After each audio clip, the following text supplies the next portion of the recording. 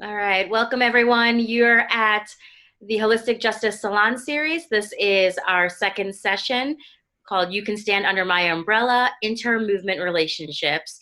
I'm Ana Gelsi Velasco Sanchez, and I'm co-hosting with Alicia Crosby. Hey, y'all. That was Alicia. We are really excited to do this. We wanted to give a quick reminder of who we are, and then we're going to jump into what we're doing today and a recap of what we did last time. So as I said, I'm Ana Gelsi.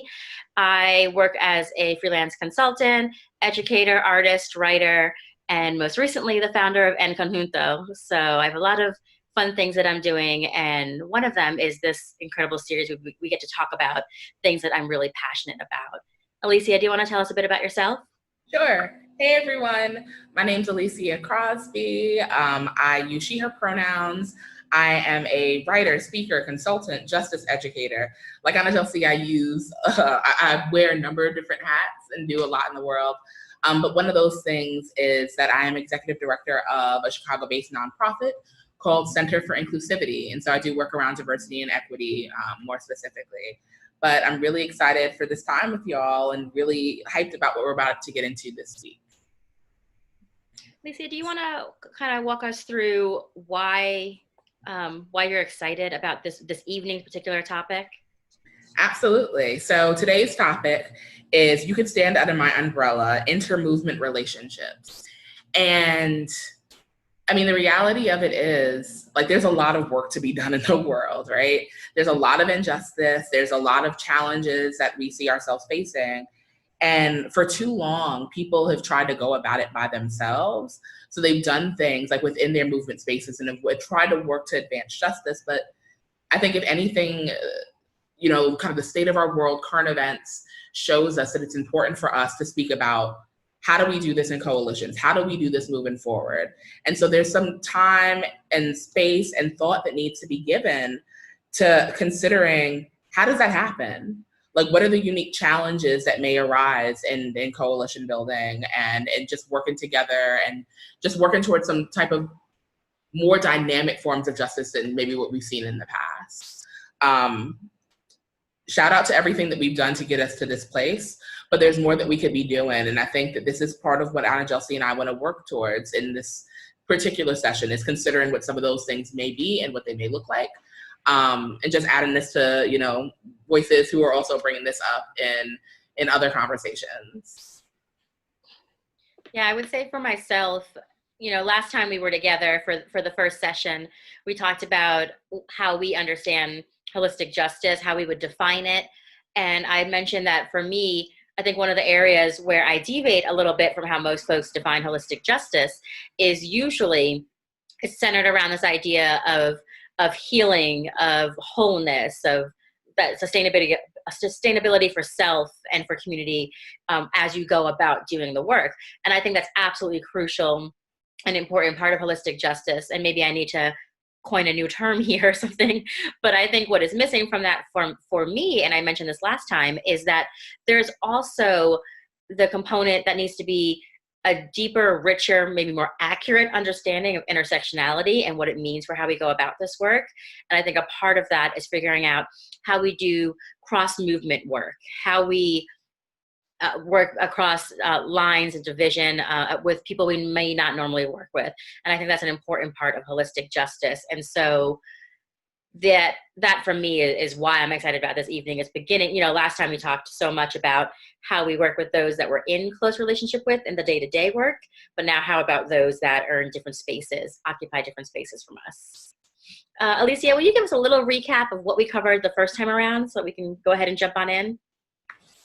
Absolutely. So when we were together the last time speaking about inter-movement relationships, we talked about DTR. What does it mean to define the relationship?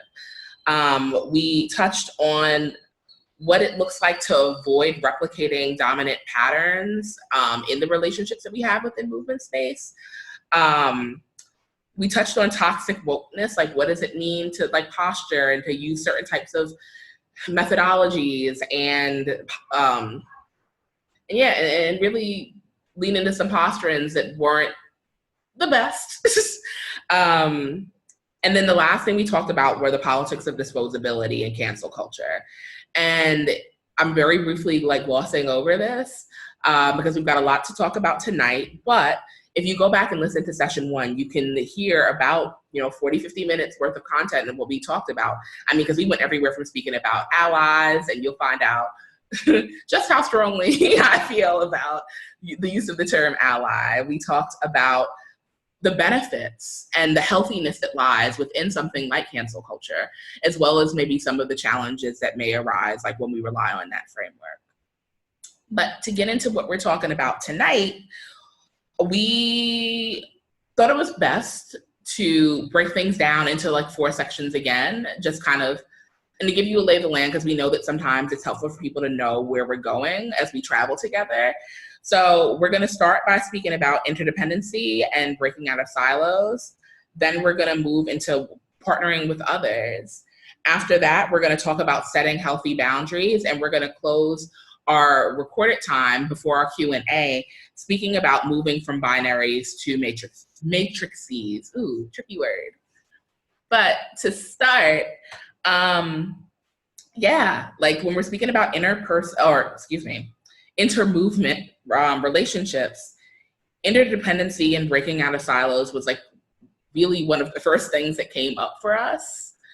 And I think for me, like the first thought that I had here was no one can do everything. Like it's just unreasonable, it's impossible, and it's unhealthy. Part of, holistic justice for me is about wellness, in addition to like this more like comprehensive, robust form of justice seeking. But yeah, wellness is the thing that plays into it. And when you try to do all the things yourself, you're gonna drop the ball. Like you don't have the capacity to do everything. You don't embody every identity. I mean, there are some people who are out there, cough, Alyssa Milano, cough, who want to say that they are everything. But the reality is that you're not, we're not, I'm not. And it's good to know who you are, but also who you aren't, so you can be in community with people and be in conversation with people who have a myriad of lived experiences, and you can talk about the reality that exists there. So I think that's what I want to say to get us started. I'm wondering if Anna Jelsi has any things that she'd like to pop in and share. Yeah, I mean, I know there's a number of different things we're going to touch on. The part that I'm excited about when it comes to this getting out of our silo is I feel like the big thing that I've come up against most often is the myth of scarcity. So the idea of like, I can't get out of my silo. I can't work with other organizations. I can't work with people who are focused on different parts of the movement. And by that, I mean, disability versus immigration or whatever it may be, because there's only so much available, so much time and resources, so much justice available. And if I partner with somebody else, am I risking losing what we could otherwise have access to? And so my challenge and my hope, what we're going to get into, is what a fractured understanding of justice that is. The idea that our success, my success, is dependent upon somebody else's lack of access to justice, or lack of success. And so that's the part that I'm particularly excited about. I do want to add really quickly, because I dropped the ball during our welcome, hashtag HJ Salon if you want to tweet or whatever it may be about this. And now I'm going to pass it back to Alicia. Yeah, so I'm really grateful that Anna Jelsi brought up this myth of scarcity, because I've been asking myself questions like, where does this myth come from? Like, where does it originate? Why does it exist? And why has it been upheld for so long? Like, why do we approach justice seeking thinking that there isn't enough? And well, I've got a few thoughts on how we got there.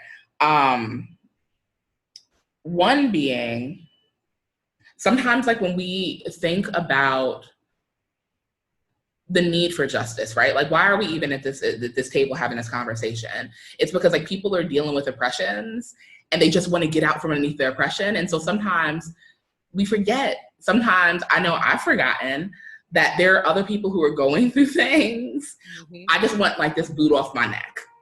And I think that, it's easy to lose track of the fact that other resources are needed by other people when you're just trying to like get out from underneath something. So I think that that's definitely part of it.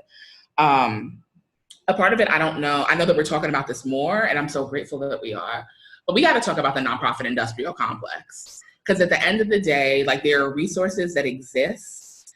And I know in my work, right? Like in running in a nonprofit, it's hard, y'all. Like applying for grants, it's grant season. People are writing all the things and asking for a little pot of money. And like what happens is, you know, you have these people who have gobs of like fiscal and material resources, and they're hoarded. They're like squirreled away. And they're like, well, if you perform in these ways, if you occupy identity in this way, if you do the specific type of work, we'll give you the money to see your vision live in the world. And I think that that plays into the myth of scarcity, because people do this performance, they like do the jig, do the dance to get the cash, and they're yielding to like someone else's vision. And don't just say, yo, fuck all this. Like, forget this. We're not doing this. We're not playing these games. We're going to figure out like how to like be well and to be sustainable and to share what we have and find ways to get access to things that don't mean that someone else has to go without. But I think that like we have to talk about like foundations and the philanthropic sector,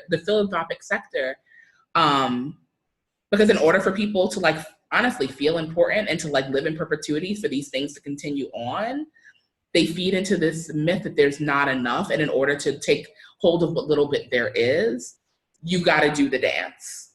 Yeah. And I think that you get that false narrative coming from both sides, because you get it within movement spaces or with the people who are holding the purse strings that maintain the movement spaces, but you're also getting it from those that are in opposition to whatever work it is that we're trying to accomplish. And so what I mean by that is you have people who could be working together, but there are very real efforts being made to take what could otherwise be partnerships and turn them into people who are in opposition with one another. And the first example that comes to my mind that is such a glaring example is, and I'm forgetting the name of this documentary, when there was the fight for marriage equality in Maryland was on the ballot. There's a documentary that came out that was following exactly how conservative organizations pitted African-American churches against the LGBTQ community. And they have people on video like explicitly saying, oh, we pushed this narrative of that being a more homophobic church because it's Black in order to pit those communities against each other so they wouldn't work together, so they wouldn't be able to increase their numbers and to be able to succeed against us. And so they were very like blunt about what it was they were doing. And so I think that we're getting that false narrative from outside, we're getting it from inside because of the nonprofit industrial complex, and it makes us feel like we see the enemy where the enemy isn't. Mm-hmm. I started ranting there, but go ahead. No, like you're totally spot on. But I think that this lends itself to us considering like what our biases are, because there was maybe someone who did have that bias and someone saw that it could be taken advantage of and manipulated the conversation in order to thwart the work from being done between these different groups of people and not even different groups of people, because there are plenty of like Black LGBT folks who find themselves within these spaces like this binary. We're going to get into binaries later. It does not exist. It's not an either or. And that either or was created because bias went unchecked, and it was, you know, puffed up, inflated, and fabricated in some ways. Yeah. And I think, and I know you're going to get into this, but the last one I'm thinking of with this section, this fear of getting out of our silo is, and you named this last time we were talking and planning for this conversation, is that people might be afraid they're going to be seen as copping out. It was too hard. Will you speak a little bit more to that, Alicia? Yeah. I think sometimes because of our history, sometimes because of the ways in which we've been dedicated to systems, and that we want to see them like live on. We want to see like, you know, legacies like continue.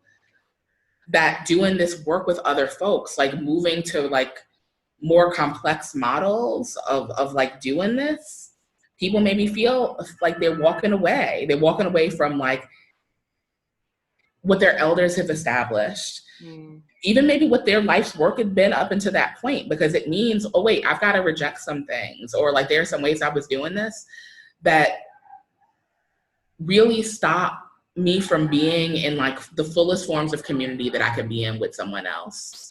And that not being in full community means that like this liberation isn't like real liberation.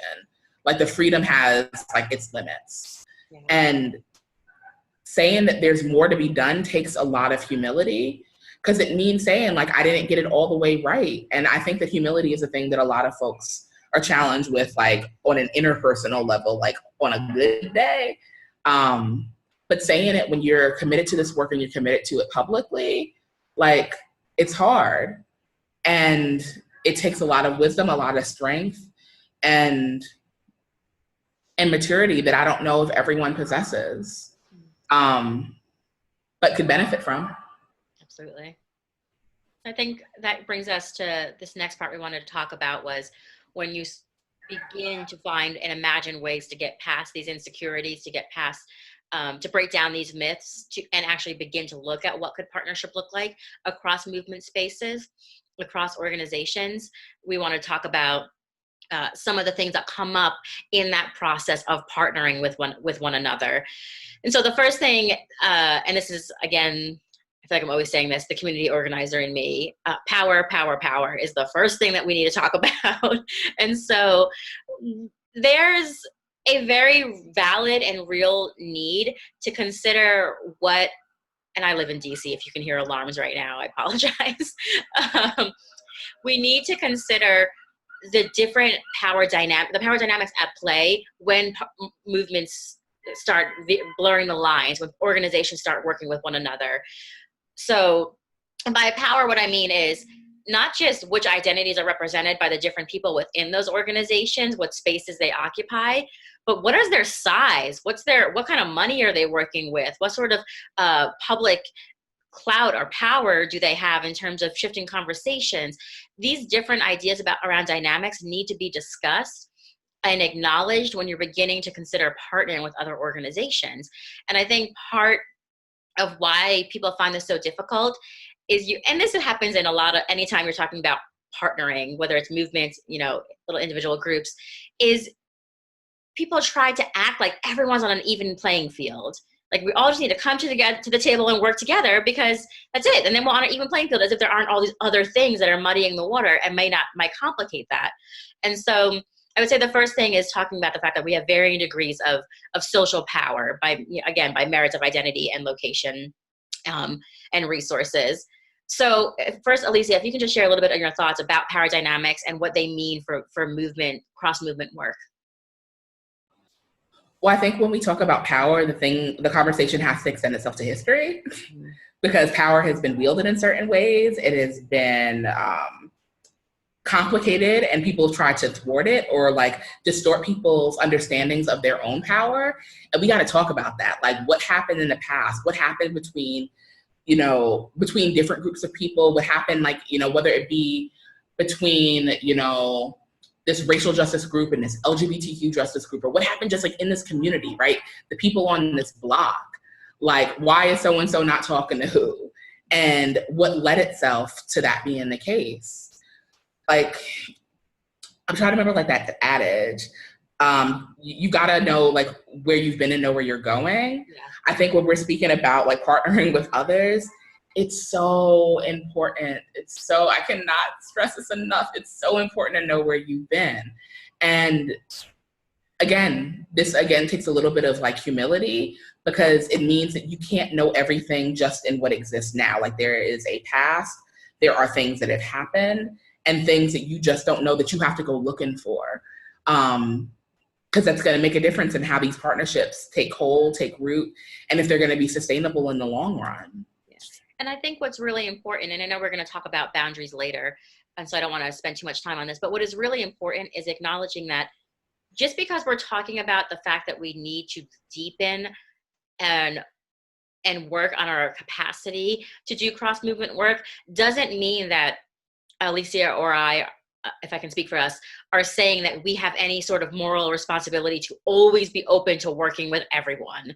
Because I think that's what sometimes gets heard in this is, oh, if you are the marginalized, if you and your community are marginalized, or if you are holding certain oppressed identities, that you somehow have a moral obligation to work with the people who are harming you. That's not what we're saying here. And I just want to make sure that that's really clear.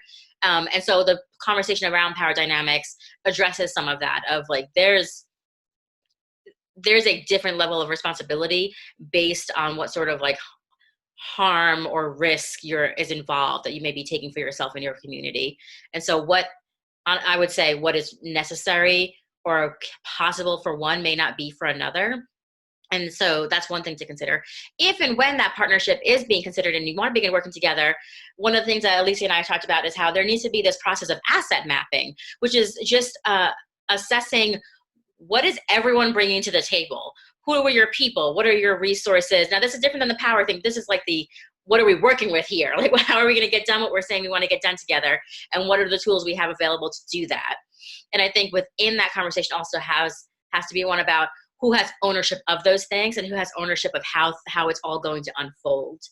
And I think that that's the reason that this needs to happen in tandem with the power dynamics conversation, because one of you might have a conversation where it's like, yes, organization B has this resource, but they also have a disproportionate amount of power and are hand allotting, I made this wrong language, power authority over how that's going to be utilized to this other organization as an acknowledgement of how power works between the two in an effort to balance it out a bit.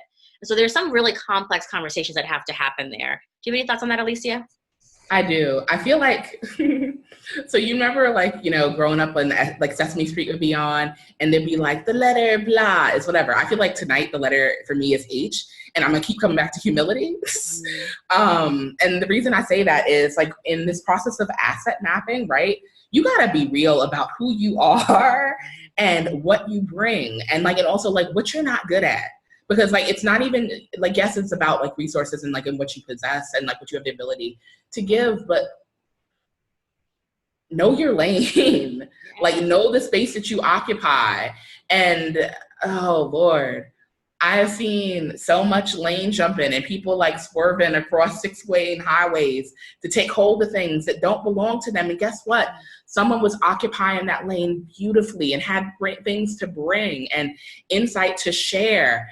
And you not being humble has stopped them from doing that. Like there's a car crash now on this little highway that didn't need to happen because you didn't know to be mindful of the people around you and to take stock of like what these other vehicles were doing. And yeah, letter E, humility. It's so important. And I think part of that is because rather than seeking out partnership, you're seeking out new ways to get ownership of something that wasn't yours to have ownership of. Mm-hmm. And so it's requiring a reframing of things.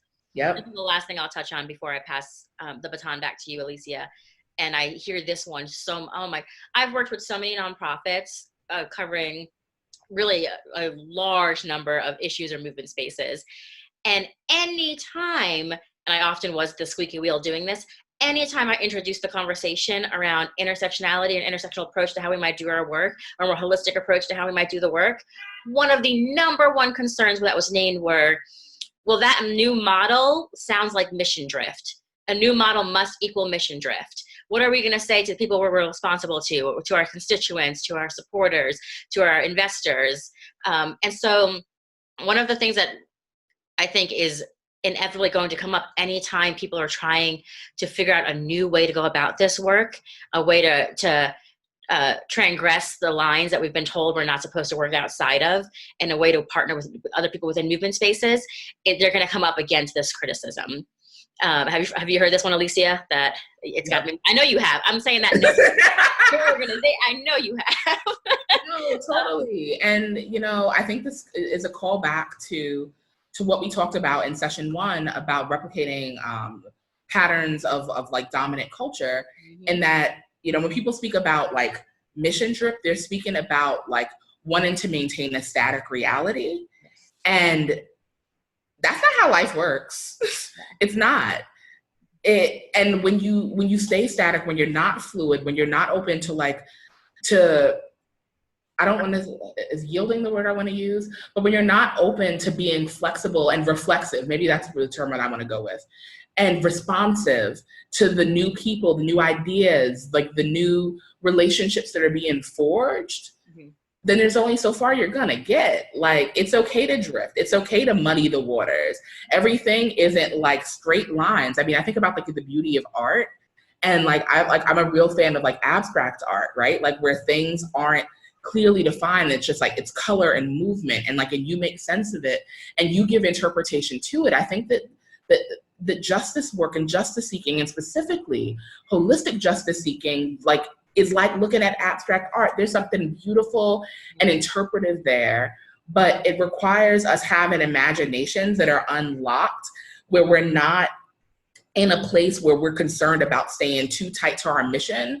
And in that tightness to mission, we fail to take hold or properly hold people. Yes, I appreciate that. And just for clarity, we have this question here of what exactly we mean by mission drift.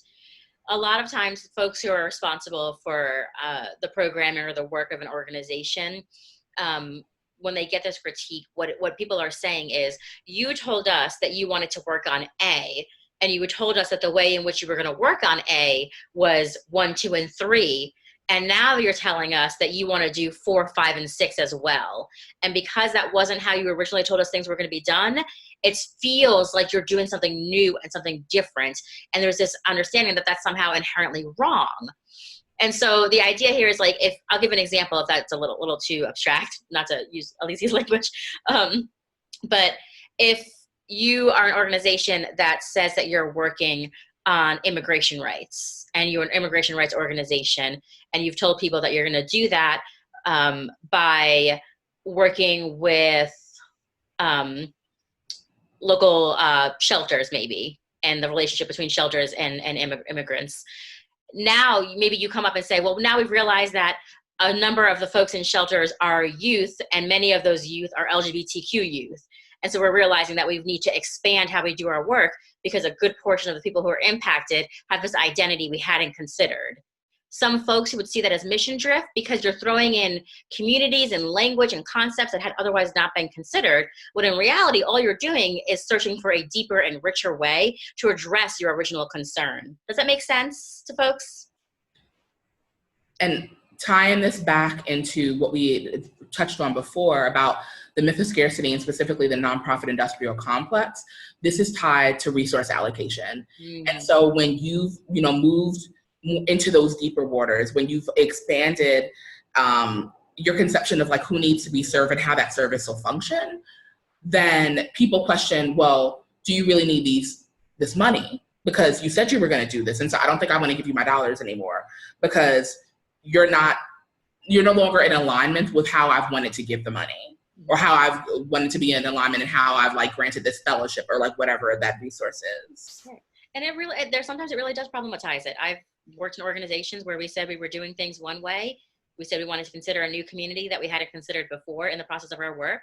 And certain supporters were like, well, we're not okay with the identities of the people in that community, and therefore we're going to take away our support. And so in relationship or in partnership with the mission drift critique, you'll often get, you're making things harder, more uphill, you're losing supporters, you're going to make what you're trying to accomplish is going to take longer. And again, I think I said this last time in our first session, these are all very real things that will happen. And again, the results though are richer and deeper. They bring more people along, and they're more sustainable and accessible to a greater number of folks. And what's more just than that? We're going to get to the questions that I'm seeing here, but first I want to pass things back to Alicia so we can jump into setting healthy boundaries. Yes, boundaries. So in session 1, we spoke about the concept of DTR, right? Like defining the relationship. Well, the same thing applies here, like just in intra-movement work, right? Like work that happens with inside the movement. Like you need to like establish what you are, like what you're doing, how you got here, why everybody's sitting around this table or in this circle, or like convene in whatever manner. You need to do that in inter-movement relationship, maybe even a little bit more so, because these different groups of people who have been siloed. Not to say that they haven't like been doing work together in other capacities, but movements have their own sense of ethic. They have their own priorities. They have their own forms of communication. And when you don't name all those things, and when you're not defining, like, you know, how we're going to be in relationship, like with one another, you're setting yourself up to fail. Like you're setting yourself up like for not just like failure, like, oh, this isn't going to work out, but like real harm. Because at the end of the day, movements are made up of people, and like people are going to get hurt if there isn't clarity. Some friends of ours run an organization called Church Clarity. And I think it's just so brilliant because like their tagline is clarity is reasonable, or it's one of their taglines. And the same is definitely true here as we talk about setting healthy boundaries. The reason that we're going to establish like what works, what doesn't, what we want, what we need, and also what we aren't willing to engage in is in order to have clarity around how we're going to move forward. So I'll share that to get us started. I want to invite Anna Josie back in to share any thoughts she may have. I appreciate that. So, I mean, because the relationships can get really heavy, really fast, really complex, really fast when it comes to starting to work with folks that you may not have worked with before. I feel like boundaries are absolutely crucial, and clarity. I mean, it's a cliche, and you mentioned the DTR, like my partner, I have to remember that I have to actually voice things and not just think the thing and then assume that he's going to figure out what that thought was and act accordingly. And so I think there's upfront naming what those needs and boundaries are, and then figuring out a process for how you're going to go about holding each other to those things, and a process for what are we going to do when someone crosses one of those lines, crosses a boundary, breaks a commitment, how deciding ahead of time how you're going to respond to that, so that because it's going to happen, because we're human. Someone's going to do the wrong thing at some time. And if you don't have a plan ahead of time for how you're going to address that, I think that's when the real harm, it starts to turn to something toxic, begins to happen. Yeah, I think knocking back those assumptions is super important. So one of the things I used to hear growing up in my family is like, when you assume, you make an ass out of you and me. And I think that that's super true, right? Like there are ways that like you unnecessarily complicate things, like when you just don't have conversations. Like communication is such a beautiful thing. It's so great. Like I'm just like here, just like thinking about like, what does it mean to me as a person, right? Like forget about me as like an organizer, as a justice educator person, like whatever hat I'm wearing, just me as a person. Like I think about like how much I benefit from clear, concise, like honest communication about people's expectations of me and what their needs are. And again, looping back to history, what their histories are. And because those are all things that I can take into account as I relate to them. And so this is where I think it makes sense for us to personalize things, like, and not create so much distance. Like this isn't, so I know I use like the abstract thing, like in art, but whatever, but where we need like something a little bit more concrete. Like remember, you're dealing with people. Like you're dealing with people with very real lives and, you know, trauma, with, you know, complex backgrounds and identities.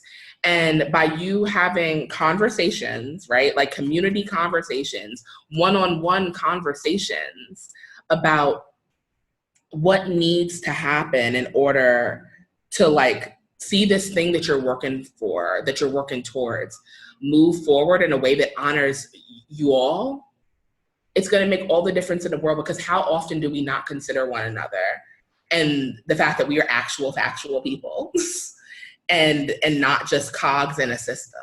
Like, what does it mean for us to humanize things? And a part of, I think, that humanization work for me is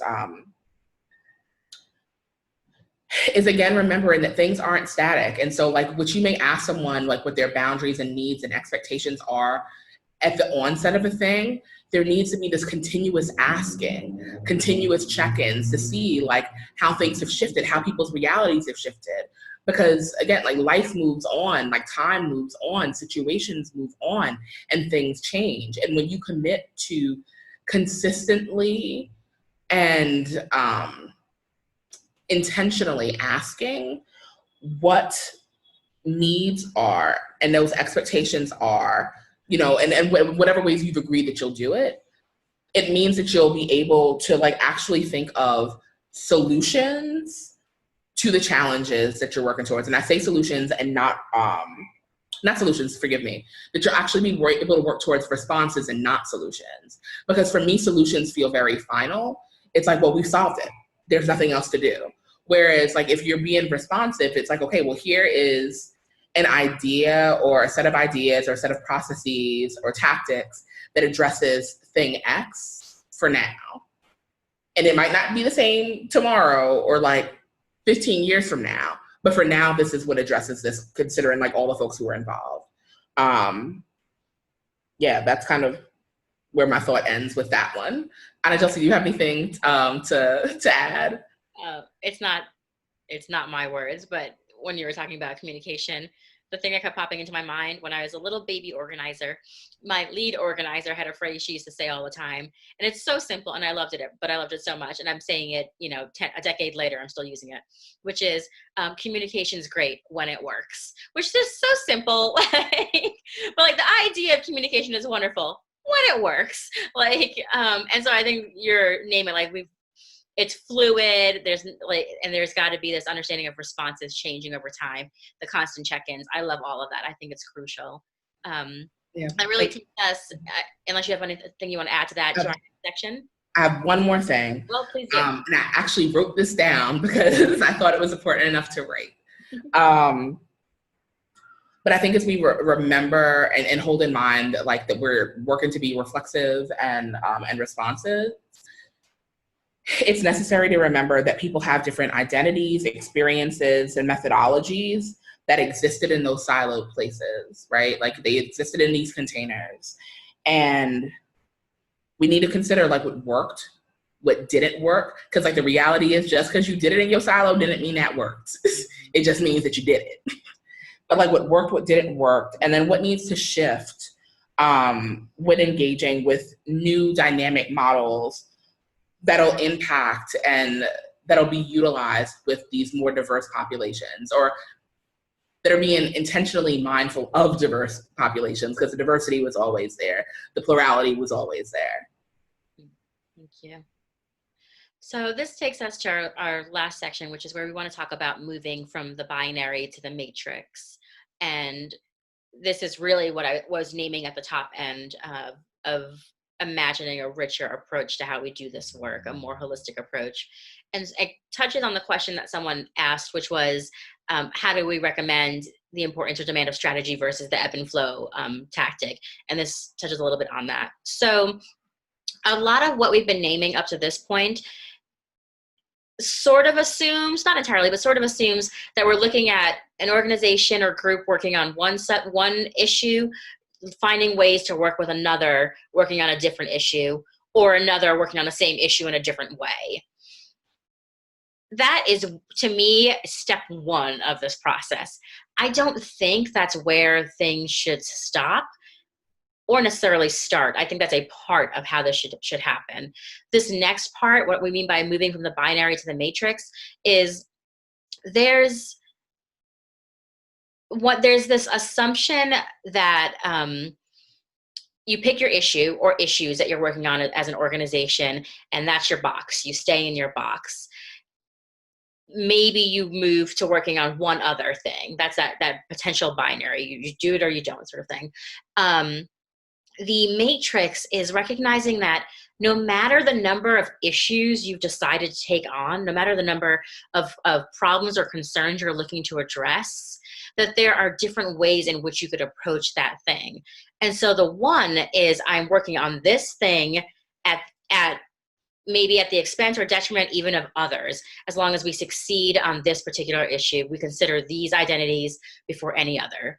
This other way, this richer way that I prefer, is no matter what you're working on, you're always asking the question, how does our approach to this impact every other community? every other movement space working on an issue of justice. So if I'm working, and I did this for years, if I'm working on LGBTQ inclusion, how is the way in which I'm approaching it impacting folks with disabilities? How is it impacting the immigrant community? How is it impacting women? How is it impacting folks who are socioeconomically disadvantaged? Doesn't mean I'm working on all of those other issues I just named, but I'm always keeping in mind the reality that there is this inextricable web where I have to consider, or should be considering, what it means for each of these other communities. One, because people often hold multiple identities together. That's a concept that we're very familiar with. But two, again, for something to be just, my challenge is it cannot truly be just in a lasting way if you're not considering what it means for others and their access to justice and the impact you may be having on it as a result of the way in which you're going about your work. And so I think it's crucial that that's how we begin to look at things, regardless of how many particular issues we're working on or how many groups we're working with. So within that, to answer the question that was asked of, the importance, I think, unfortunately, because so many organizations have solidified their process and there's this way they've been doing it, and they've been doing it like that for years, if not decades, it is an uphill battle. It's going to be harder to make that shift from the binary to the matrix thinking. I still think it's crucial. I think that there are ways with intentionality to begin making that. And you may lose supporters, you may lose funding along the way. And I just keep putting this challenge forth that I know I sound like that broken record of, in the end, it's going to be more sustainable and it's going to be accessible to more people. And that's why it's worthwhile. Alicia, you have thoughts on this? I think I actually go a little bit further and say, not that you will lose supporters. You will lose. Oh, you will. I was trying to be nice. I'm just was being kind. Like, you will lose support. But think about how many people that you'll be able to support when you like shift to this like more dynamic understanding of like what justice seeking could be. Yeah. More people will feel seen and heard and considered and cared for and feel like someone other than themselves is concerned with their freedom. And I say right now, I'm being very intentional in saying freedom versus liberation, because I think liberation is about coming out from underneath oppression, and like, and freedom is like this state of being that just like where you're completely unencumbered. Like, that's ultimately what we want to get towards, but we have to work towards liberation before we can get to freedom, like full freedom for everybody. Yeah, like when we were speaking about this on our planning call, I just kept coming back to like how I feel about like progressivism and like in the conversations that people have, like when they name themselves like to be progressives, right? It's like, I'm progressive. Progressive how? Progressive for what? Progressive for who? Like, who is your priority? Like, how is this progressivism like standing? Like, and looking at this concept of a matrix, like how does that come into conversation with like who you're seeking justice for? Like, well, I'm progressive and I do racial justice work. It was okay. So like Anna Jessie was speaking to, like, how does that justice seeking for racial equity extend itself to people who have disabilities, whether and visible and invisible disabilities? Because I think that's the thing that we're also, thank you, Jesus, having more conversations about like in the public sphere, and not making assumptions about like how folks occupy like body and their psyches. But like, what does it mean for you to have conversations around gender and sexual identity, and like just to consistently, like, it goes back to this premise of muddying the waters. The water is already muddy. Things are already complex. The difference, I think, between like speaking about things in a binary fashion and speaking about things like in this sort of matrix, complex, dynamic, robust 4D type way, is that you're speaking about things in the way that they actually are. Yes. And it's harder. It's really difficult. You're gonna mess up. But again, H for humility, like, be humble, be willing to make those mistakes as you work to hold folks more fully. Because I think for me, like, that's really what all this boils down to. Like, when we're talking about whether it's inter-movement or intra-movement or like any of the conversations that we're gonna continue to have throughout the course of this series, holistic justice for me is about like caring for people in their fullness and like caring about the justice that we seek for them in fullness and in greater measure than what we've done before. And that means complicating things. When you simplify, you erase. And using this kind of like binary logic, this binary way of like thinking about things, this kind of single issue, I don't know, way of working towards equity means that you choose a particularity, like you've picked and sticked, and you've chosen a particularity to center your sights on, and not understanding that like even within that particular person group, like things aren't monolithic, and there's so much more. There's so much more that exists. There's so many more people who exist. And I think that it's time that we not just acknowledge them, but like really do the work to build the communities where they feel prioritized and cared for. Yes. And I think I would add a final thought that while we're saying, yes, you're going to lose people and potentially resources, and yes, this is more uphill battle, it's going to take longer, it's going to feel and be harder, and that's a reality. To counter that, I would say that there are also ways in which it's going to prove to make things easier or seem attainable in ways that they didn't before. And so one of the struggles that you often hear about in movement work is like, oh, well, people they're not communicating with each other. We're not talking. People in room A don't know what the people in room B are doing. We only find out when there's conflict. We only find out when there's an issue. And I think figuring out that there are ways, if you from the top end are like, we have a process about a way in which we go about this, that makes sure that we're always in communication with the folks in the other rooms in our house, the house being that like larger movement space. We're talking to folks in the living room, we're talking to folks in the bedrooms, in the kitchen, who are all maybe doing different things, but are still a part of the movement space.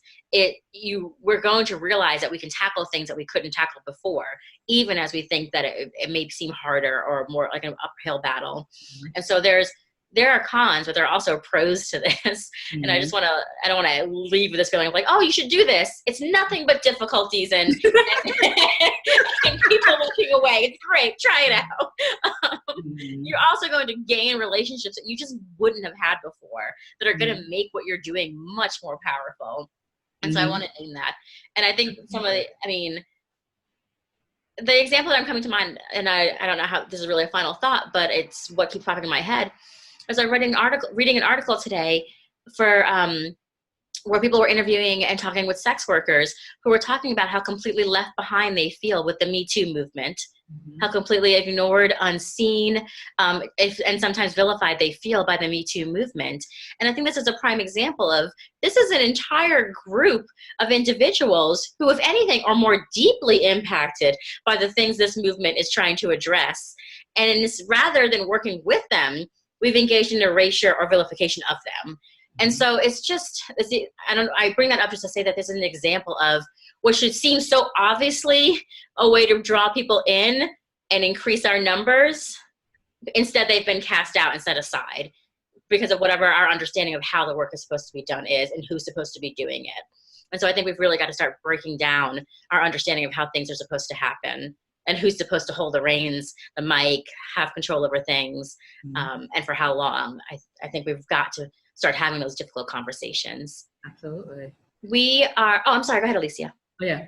The only thing I was going to add to that is like, when we don't consider these things, when we think about power, when we think about equity, we have to ask ourselves like, what actually will get achieved, and who actually like wins. Because, I like just using what you're sharing just now about sex workers, I think about like just the rich conversations like I've had with folks, and like the things that I've understood more about like just the human experience and freedom and joy, like just these conversations that I've had with people. Again, if they're not there, if they're not fighting, if I'm not fighting with them, there's such a loss. There's a loss of what we could do, what we could be doing. It just feels like an L when we leave people out. I agree. I absolutely agree. If there are any final questions before we go ahead and end this recording and go into our off after hours Kiki time. But if any immediate questions, I'm going to give you a second to go ahead and type that. Do you have any final thoughts you want to share, Alicia, while folks have a chance to do that? I'm just grateful for the time that you have spent with us over sessions 1 and 2. And I'm just grateful to be in conversation with Anna Jelsey about these things. I mean, we talk about these things like in our personal life because like we're friends and colleagues. But it's meaningful to like have folks be in this conversation with us, whether it be through like this actual recorded session, and those of you who will watch later. Like it's going to take all of us bringing what we have to the table to like actually get things done and to see this world be more equitable. And so I'm grateful for those of you who have checked in whatever capacities you have. Thank you. All right, so I'm going to put this question that we just got forth as our last on-camera question, and then we're going to go into our after hours Kiki. So the question is, when attempting to partner with new groups or people, how do we allow for true representation and prevent tokenism? I love this question. You look like you love it too. I'm gonna let you go first. I mean, I loved it. I don't know if I have my thoughts together yet. How do we allow for true representation and prevent tokenism?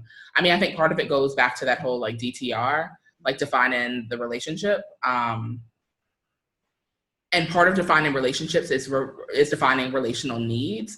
And I know that it's important as it is for us to talk about needs in terms of like what we need to receive, it's also, and I think especially critical for those of us coming from communities or people groups that have experienced, marginalization, to name that you're not finna use me. Like I'm not going to be extracted from. Like that's not something I'm going to stand for as a part of our partnership. Like this is something that's not going to go down. And if it does, be prepared to walk. And I say this as someone who's had to walk away from spaces like that have tried to tokenize me and like put me out there. It's like, hey, here's this Black person, here's this queer person, here's this woman. We've met our quota. Nah, fam. Like I refuse.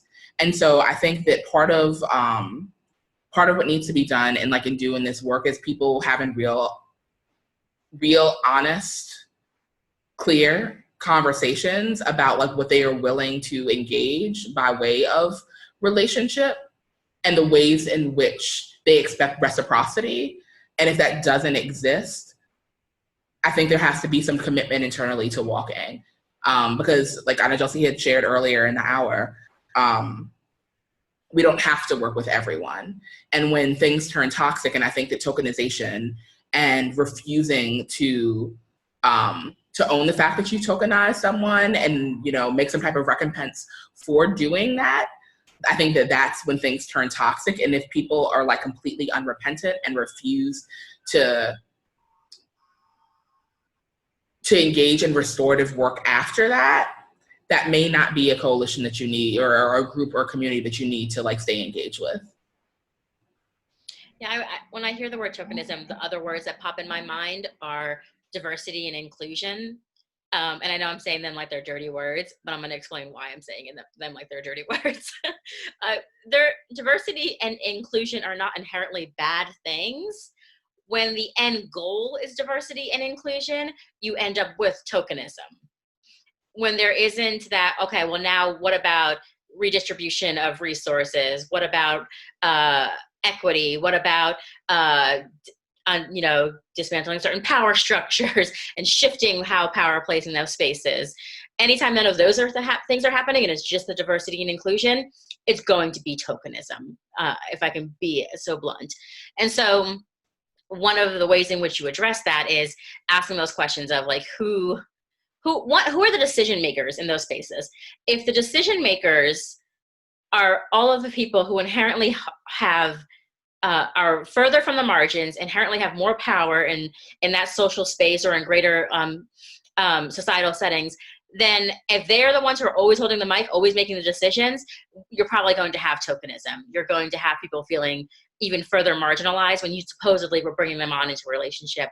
And I think the other side of that is, if you only talk to those people who have those identities on the margins, if you're only talking to them when there's a camera in sight, or when there's a byline getting ready, like when there's a press release or something getting ready to be written, if you're only talking to them when you need their signature, when you need their clout, or their when you need them to legitimize you in some way with groups that would have otherwise not paid attention to you, if that's the only time you're reaching out to them, that's tokenism. You're using them. That's an unhealthy relationship. That's toxic. So these are the things we need to be asking is, how are you in a relationship with those people when there's no way for it to serve you? Where it may even harm you, where you may have those impacts that we talked about earlier, which is you may lose people. When someone may say to, I'm not saying this is what would happen, but you named her earlier and she's a part of the movement. But like if someone were to say to Alyssa Milano, hey, why are you working with those sex workers? I have issues with that. That's when the question of like, are we going to tokenize or not? Like, are you going to step back from that relationship, or are you going to double down and be like, we're bringing them along, or we're not doing this? These are the different things that need to be considered in order to make sure that we're presenting things like tokenism. Okay. I'm going to go ahead and stop us there for our recording time because we're reaching our hour. And I just want to remind folks before we head into our after hours convo, if you need to go, you can feel free to do that. If you want to stay for a little 20-minute conversation with us, please do so as well. Either way, we're really glad you joined us. Next time we come together, we are going to be talking, I think that's the Pay Me What You Owe Me session, right? Isn't it? Oh, I love it.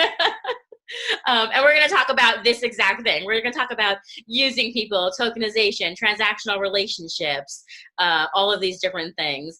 And so go ahead and make sure you have it on your calendar. It would be really helpful if I remembered the date so I could tell you what date it is. I'm going to tell you now. Thank you. It is on April 18th. Perfect. Okay. April 18th. Pay Me What You Owe Me on your calendars. We're going to come together Monday, Thursday. Oh, thank you, Elena. So we'll go ahead and do that. For now, thank you. We're going to say goodbye for the evening to the camera. And Bye, camera.